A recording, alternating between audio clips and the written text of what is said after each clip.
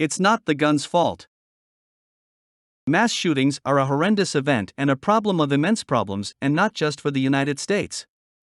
Different nations have different sorts of mass killings, but death is death, and regardless how it is meted out, we need to understand its origins in angry young men. The simplest solution seems to be an outright ban on guns.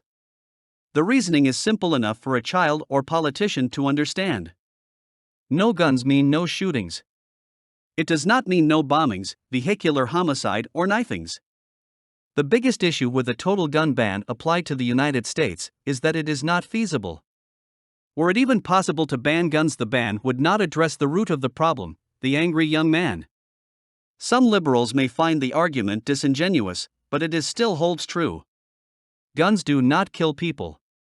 But is it more honest to claim people kill people? Eliminating the tool used in murder does not eliminate the problem of the person who uses the tool as an implement to murder others. Even were it possible to eliminate all guns, it would not eliminate murder or even mass murder, and might cause more problems that it solves. What would the police do if they had no access to guns? Are politicians willing to forego the presence of armed security used for their protection? Are you willing to have your nation eliminate its guns, but other nations keep theirs?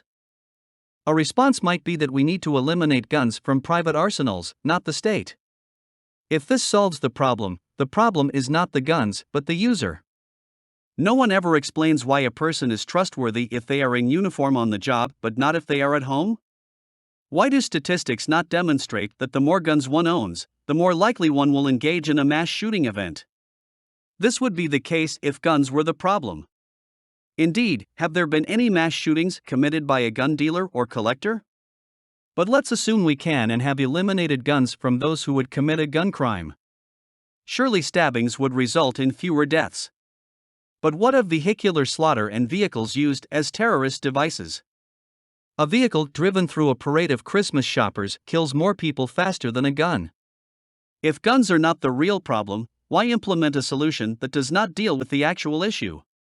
Does it make you feel better if others are as helpless as you? Does it make you feel as if something is being done? It may seem to be a non-judgmental comment to say guns are the problem. If guns are the problem, everyone with a gun can be considered a potential murderer. But is that not the problem? Those who wish to eliminate guns believe we are all potential killers, and the best remedy is to prevent us from wreaking carnage upon our fellow man. If owning a gun is a problem, then gun owners are a problem. The desire to own a gun suggests a potential desire to murder others. No other conclusion is possible. If we are not all potential murderers and people buy guns only to facilitate this urge, taking away guns would not solve anything.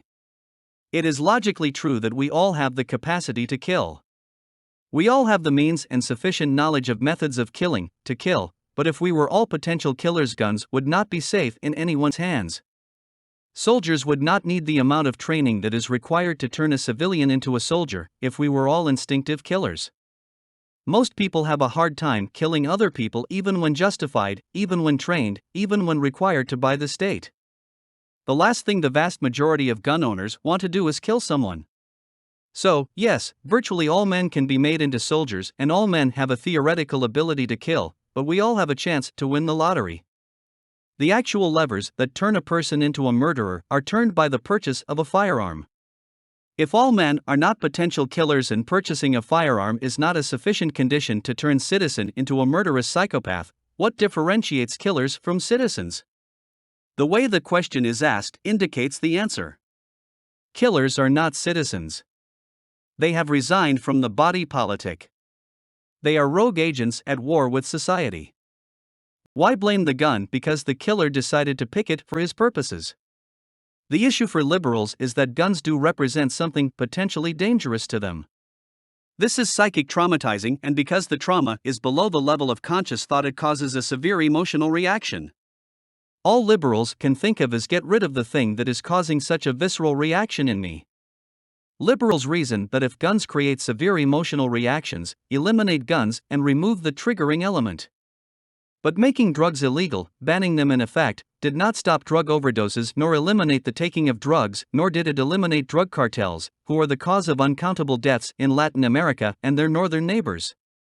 Making prostitution illegal did not stop women from selling their bodies. As liberals tell Republicans, banning abortions do not stop women from getting abortions. Why do liberals suppose banning guns will prevent murder or even gun ownership if banning abortions do not stop babies being aborted? Even if we decide to ban guns, governments ought to first eliminate all illegal guns, then proceed to undergo the expense and trouble of banning legal firearms. The reality is that saying people kill people or guns kill people serves to take the conversation in the wrong direction. People and guns do kill people, but it is also true that people and guns do not kill people. The statements are not untrue empirically. Both can be tested and proven true, however, both are analytically incoherent. They are untrue because they create category errors. If people kill people, do we ban people? If guns kill people, do we imprison the gun? Do we analyze why a certain gun did not kill people but killed deer instead? One person may kill another person or can kill other persons. Guns can and are used for killing people. Lots of other people do not kill people, and rocks can also be used for killing. Analytically honest statements lack the drama of their synthetic counterparts, but that is because they reflect reality better. Good persons do not kill other good persons, and their guns do not kill good persons. If we know the person is a good person, the possession of a gun is not an issue, or we would not issue guns to police officers.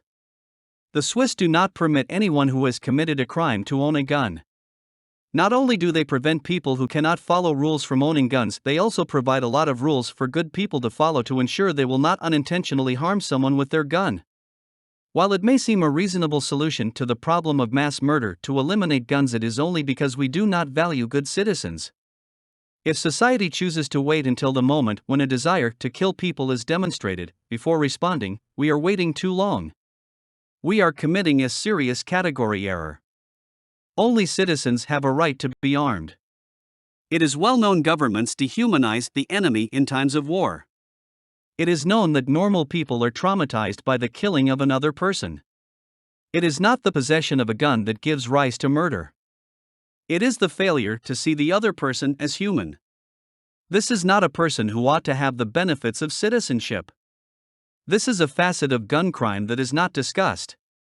It is the psychic change that turns a person from citizen into alien. The alienated youth that no longer feels he belongs no longer views guns as a tool. The gun becomes a weapon for wreaking vengeance. The key change is when the person is no longer autonomous being but a victim of circumstance. His life is taken over by events. There is no material difference between a gun used as an offensive weapon and a gun used for defense. The difference is the mind of the user. There are no assault rifles. There are only guns turned to the purpose of assault by a person with the intent of gaining justice. But until we learn what makes a citizen, determine who has earned the right to be a citizen and who the alien is, we will continue to have guns fall into the wrong hands.